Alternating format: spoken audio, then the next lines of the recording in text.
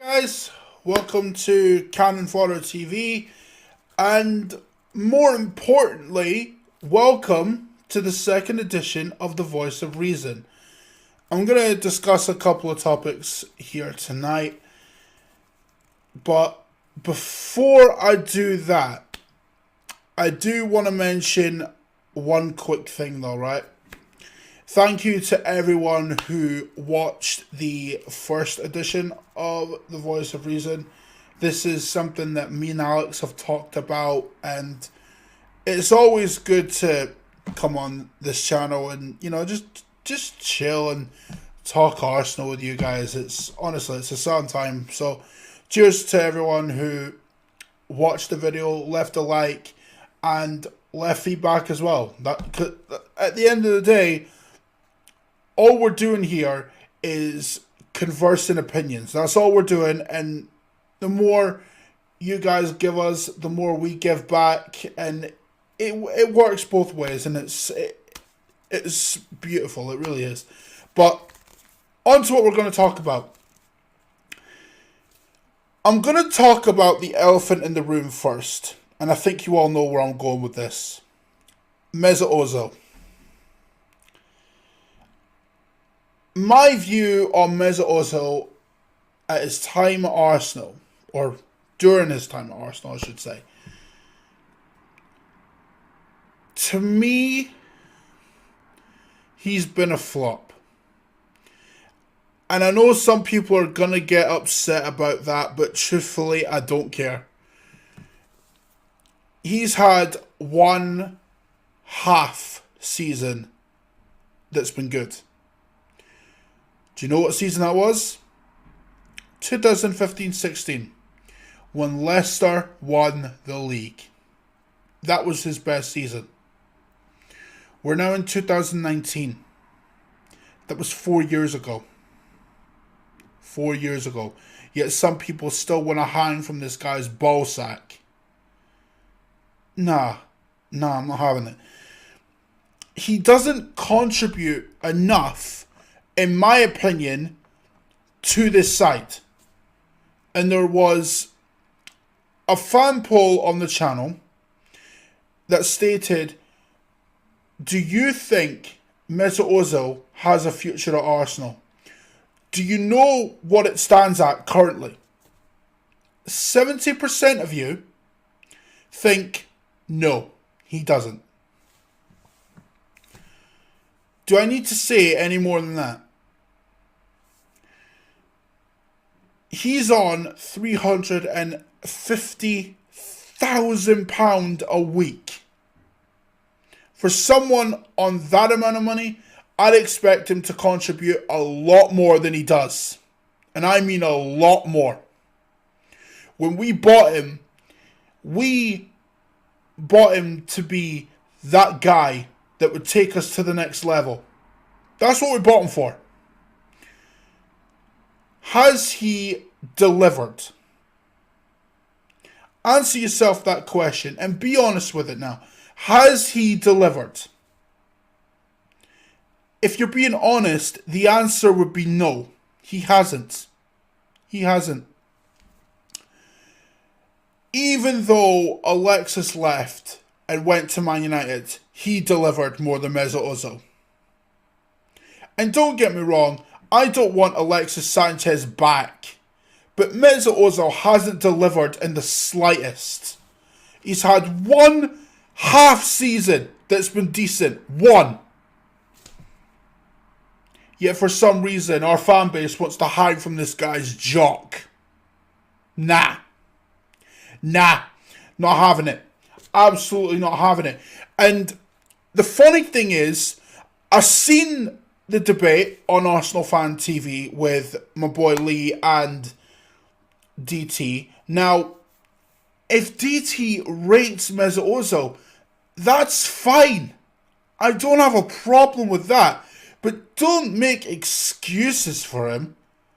That's the problem with these Ozil fanboys. They make excuses for him time after time.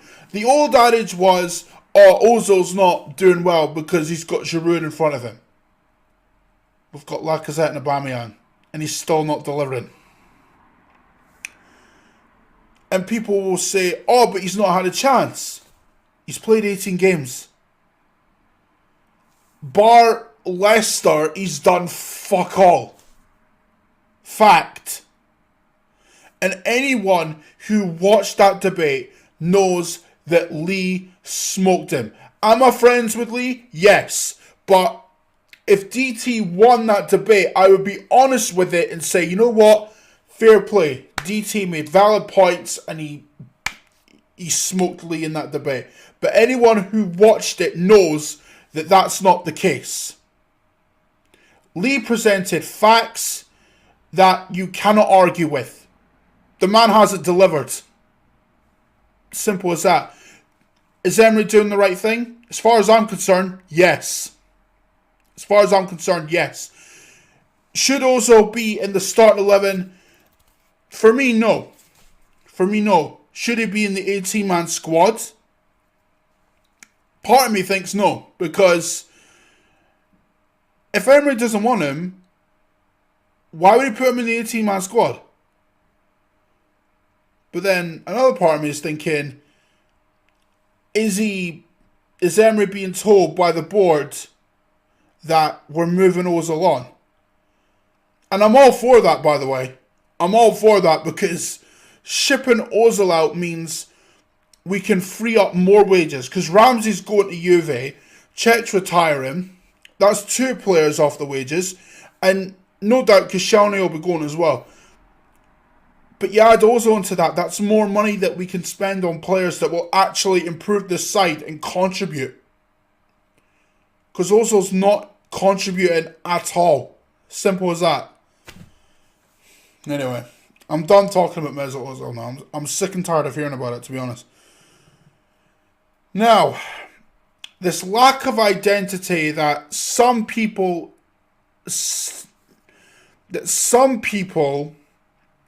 seem to think has only existed this season. Newsflash, that's been there for the last 3-4 years, give or take. Answer me this. During the last 2 or 3 years, under our old manager,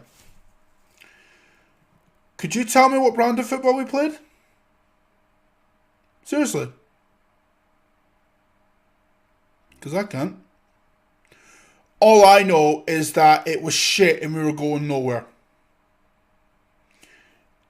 Now, Emery's goal was top 4, right? And he's even said himself that he doesn't have the players to implement his style of play. Now, some people will look at that and think, oh, but he should adapt his style to suit the players that we have. No, that's the wrong way to go about it. No. Once Emery gets his own players in, then we'll start to see a more progressive style of play under this manager.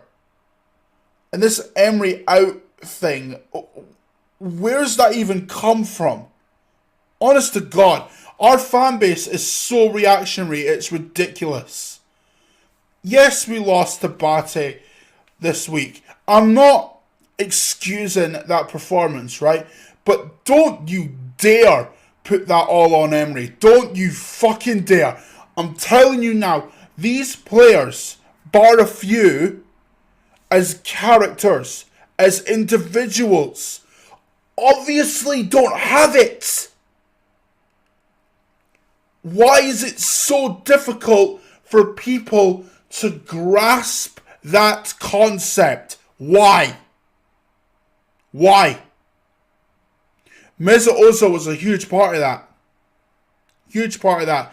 Koscielny's Achilles is fucked. Why he's still at the club is beyond me. Why? Mkhitaryan. Oh my life. And then you add to the fact that the fan base gives untold abuse to our young players. And Raz talked about this in fan comments earlier today. I spoke about it last week. You support your own. You support your own.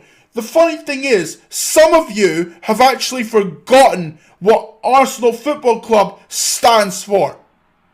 Victory through harmony. Do you remember that? Do you remember that? Some of you need to get your priorities right. It's Arsenal Football Club, not Ozil Football Club. Don't start with that shit.